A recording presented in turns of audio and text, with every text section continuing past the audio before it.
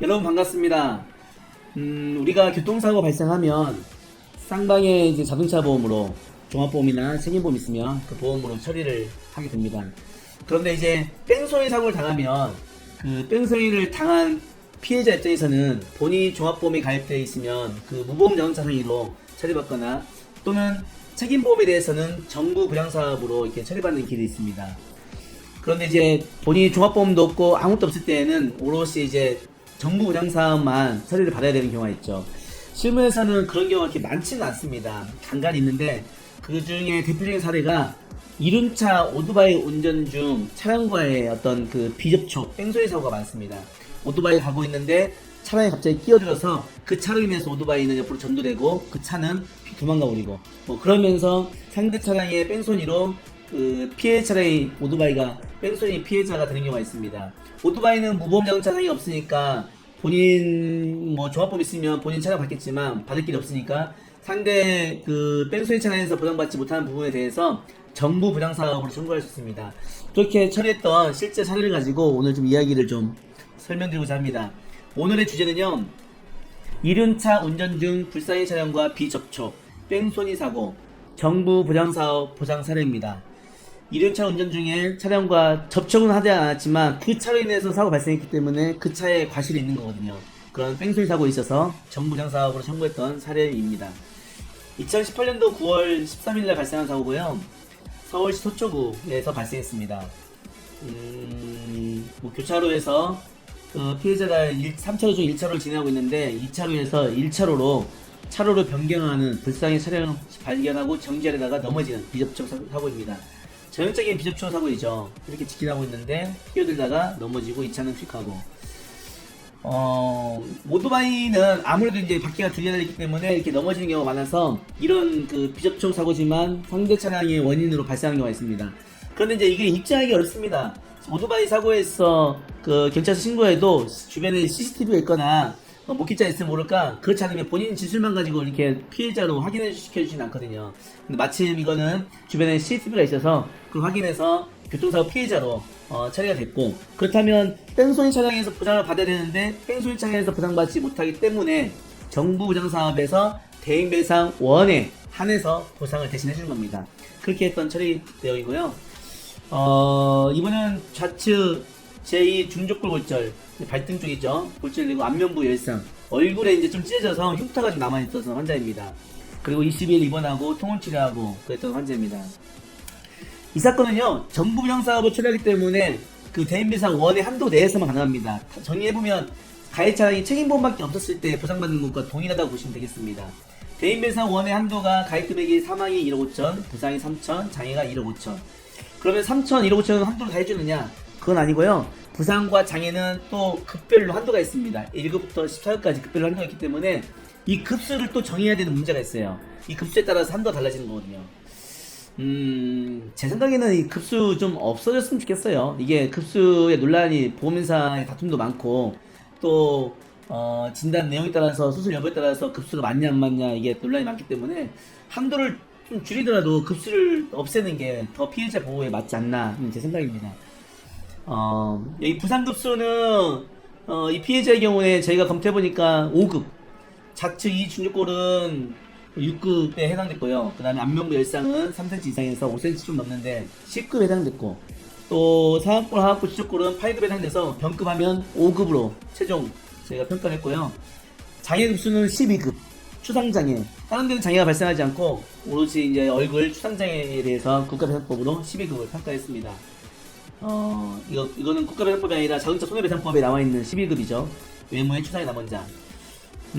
부상과 장애 급수에 대한 보상 한도는요, 5급은 900만원, 장애 12급은 1900만원.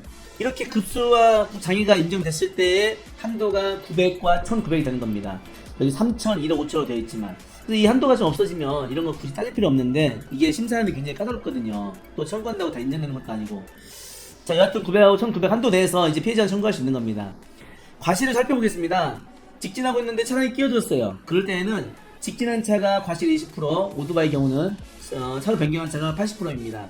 그래서 저는 8대2에서 20%를 했는데, 이제 이런 사건을 몇 건 하다 보니까 제가 법원의 판결을 좀 살펴보니까요, 이 비접촉 사고에 있어서 오토바이가 전도된 사고에 있어서는 그 과실을 30%에서 40%까지 통상 나오더라고요. 그래서 이 사건도 사실은 30~40%가 과실은 판례 입건해서 볼 때는 맞는 것 같습니다. 일단 이 사건 20% 평가해서 제가 했던 사건이고요.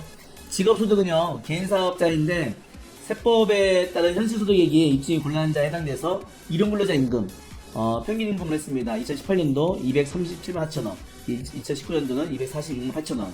공사 부분과 제조 부분을 나누기 2해서 평균 낸 겁니다. 이게 이제 자동차 부분 약관에 정한 거죠.